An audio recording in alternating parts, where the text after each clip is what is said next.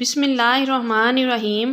میں ایک بیوہ عورت تھی اور گاؤں سے میرے شوہر کی دوست کا بیٹا شہر پڑھنے کے لیے آیا تھا اور وہ میرے بچوں کو بھی پڑھا دیتا تھا۔ وہ مجھے بہت اچھا لگنے لگا تھا، لیکن وہ مجھ سے بہت شرماتا تھا۔ لیکن عجیب بات یہ تھی کہ وہ رات کو جلد ہی اپنا کمرہ بند کر دیتا تھا اور کمرے میں پتہ نہیں کیا کرتا تھا۔ ایک دن میں اس کے کمرے میں چھپ گئی۔ یہ دیکھ کر میرے تو پیروں تلے سے زمین نکل گئی۔ وہ تو میری شوہر کی اچانک موت نے ہماری زندگی کو ویران کر کے رکھ دیا تھا۔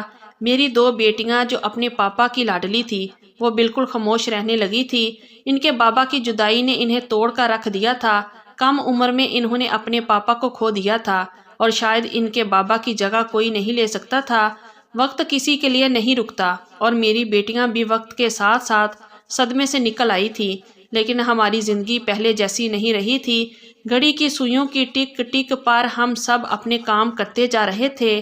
ایسا لگتا تھا جیسے کسی نے ہماری زندگی کے سارے رنگ مٹا دیے ہوں۔ اور پھر میرے شوہر کی دوست کا بیٹا ناصر شہر پڑھنے کے لیے آیا تو وہ میرے گھر رہنے لگا۔ گھر میں جیسے رونق آ گئی۔ میری بیٹیاں دوبارہ چہکنے لگی۔ ناصر نے میری بیٹیوں کو دوبارہ جینا سکھا دیا تھا اور اب یہ سب مل کر گھر میں رونق لگا دیتے تھے، اور اپنی بیٹی کو کھلکھلاتا دیکھ کر میں جیسے دوبارہ جی اٹھی تھی۔ میں بہت کم عمر میں ہی بیوہ ہو گئی تھی۔ میری شادی کو 10 سال ہی گزرے تھے اور میری 2 چھوٹی بیٹیاں تھیں۔ ہماری خوشیوں کی عمر بہت چھوٹی ثابت ہوئی اور میرے شوہر ایک کار حادثے میں مجھے چھوڑ کر ہمیشہ کے لیے چلے گئے۔ اپنے شوہر کے اس طرح چلے جانے پر میں پوری طرح ٹوٹ گئی تھی، لیکن مجھے اپنی بیٹیوں کے لیے زندہ رہنا تھا۔ بیوہ ہونے کے بعد میں نے فیصلہ کر لیا تھا کہ اب میں دوسری شادی کبھی نہیں کروں گی اور اپنی بچوں کے سر پر ستیلے باپ کا سایہ نہیں پڑنے دوں گی۔ میں اپنی بیٹیوں کو لے کر بہت ہی غمگین تھی اور میں کسی پر بھی بھروسہ نہیں کرتی تھی۔ اس لیے میں نے ایک اسکول میں جاب کر لی۔ صبح میں اپنے بچوں کو اسکول بھیج دیتی اور خود بھی اسکول چلی جاتی، اور واپسی پر میں انہیں اپنے ساتھ ہی لیتے ہوئے آتی۔ ایسے میں جب ناصر ہماری زندگی میں آیا، کچھ ایسے زندگی میں رنگ سے بھر گئے تھے۔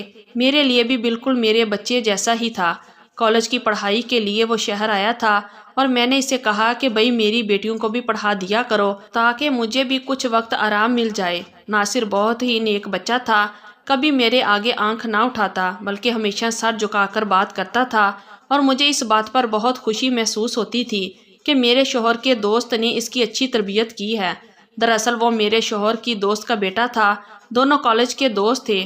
ناصر نے میری دونوں بیٹیوں کو پڑھانا شروع کر دیا تھا، لیکن وہ ہمیشہ اپنے کمرے میں بیٹھ کر اکیلے کھانا کھاتا۔ اسے مجھ سے بہت ہی زیادہ شرم محسوس ہوتی تھی اور میں بھی اسے زبردستی نہیں کرتی تھی۔ آنے والے 4 سال تک اس نے ہمارے ساتھ ہی رہنا تھا اور مجھے یقین تھا کہ ہم قریب آ جائیں گے۔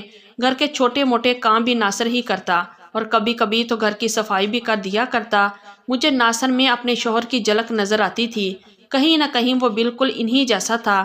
جب تک میرے شوہر زندہ تھے، انہوں نے بھی ہمیشہ میرا اسی طرح سے ساتھ دیا تھا۔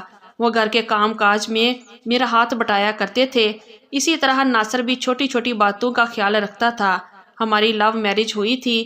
میرے شوہر بھی ناصر کی طرح ہی شہر پڑھنے کے لیے آئے تھے اور کالج میں ہی ہم دونوں کی دوستی ہو گئی تھی، لیکن اس وقت میرے شوہر کا یہاں کوئی رشتہ دار نہیں تھا، اس لیے میرے شوہر ہاسٹل میں رہتے تھے۔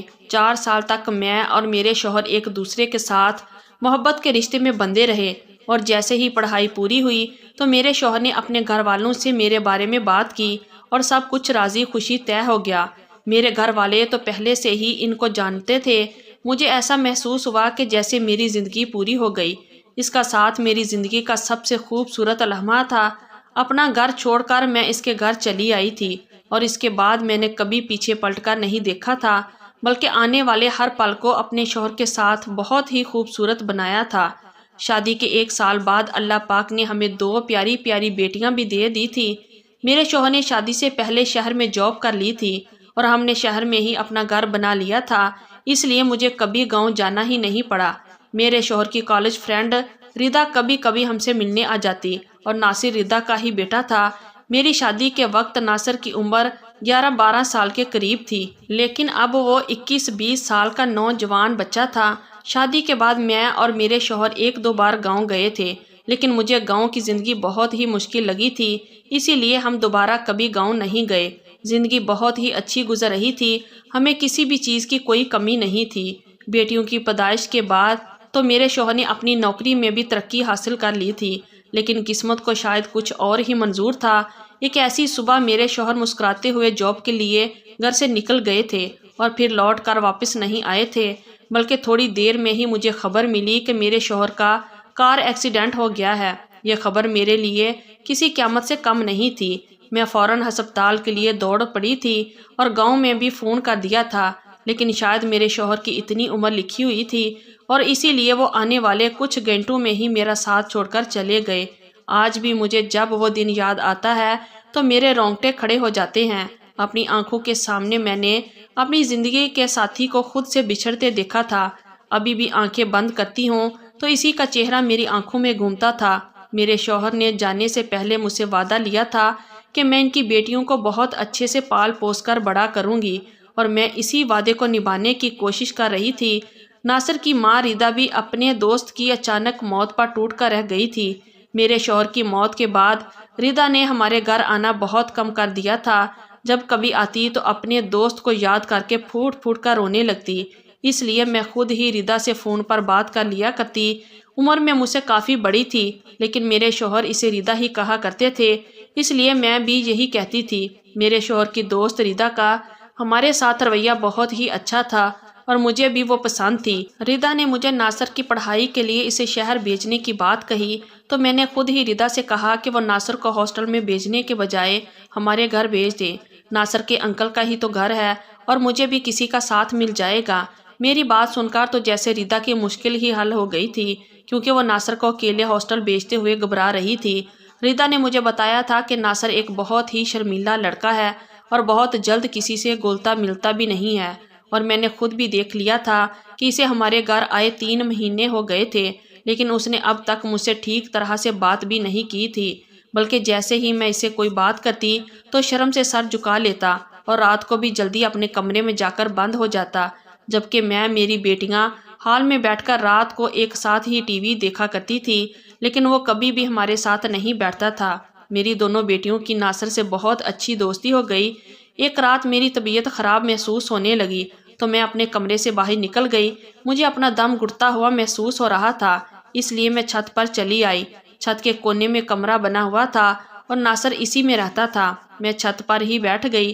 آج مجھے نہ جانے کیوں اس بات کا احساس ہو رہا تھا کہ ہر روز رات ہوتے ہی وہ جلد ہی اپنے کمرے میں چلا جاتا ہے اور پھر صبح واپس نکلتا ہے، جبکہ اس کے کمرے میں تو ٹی وی وغیرہ بھی نہیں تھا، تو اتنی جلدی اپنے کمرے میں کیوں بند ہو جاتا ہے؟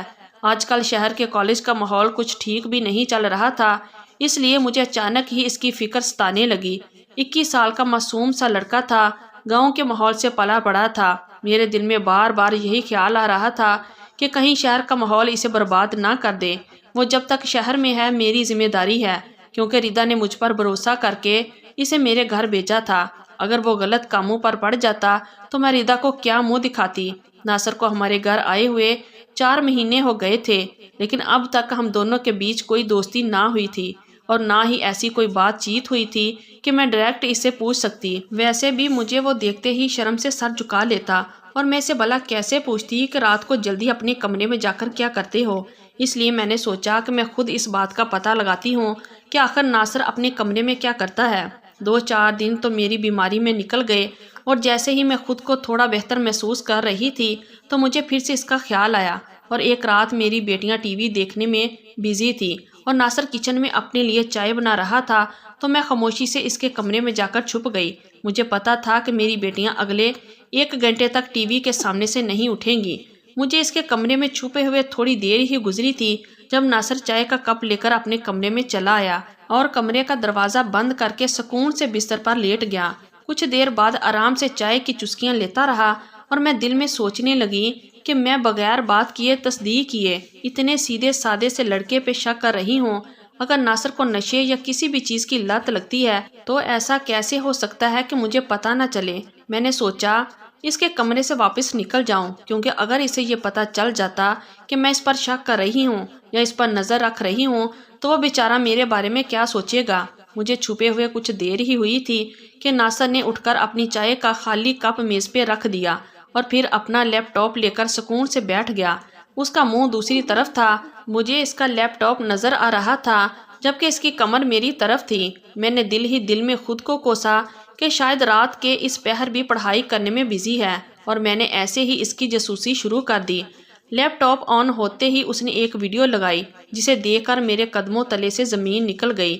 یہ ویڈیو تو کسی اور کی نہیں بلکہ میری تھی، اور اپنی ایسی ویڈیو دیکھ کر میں شرم سے پانی پانی ہو گئی۔ میں سوچ بھی نہیں سکتی کہ میں جس لڑکی کو سیدھا سادہ اور معصوم سمجھ رہی تھی وہ یہ سب بھی کر سکتا ہے۔ لیپ ٹاپ کی سکرین پر میری ویڈیو ابھی بھی چل رہی تھی جس میں اپنے باتھ روم میں نہا رہی تھی۔ ناصر بہت ہی دلچسپی کے ساتھ میری ویڈیو دیکھ رہا تھا اور بار بار سکرین پر ہاتھ لگا رہا تھا جیسے مجھے چھونے کی کوشش کر رہا ہو۔ اس سے زیادہ میں برداشت نہیں کر سکتی تھی اور اپنی جگہ سے نکل کر ایک دم اس کے سامنے آ گئی۔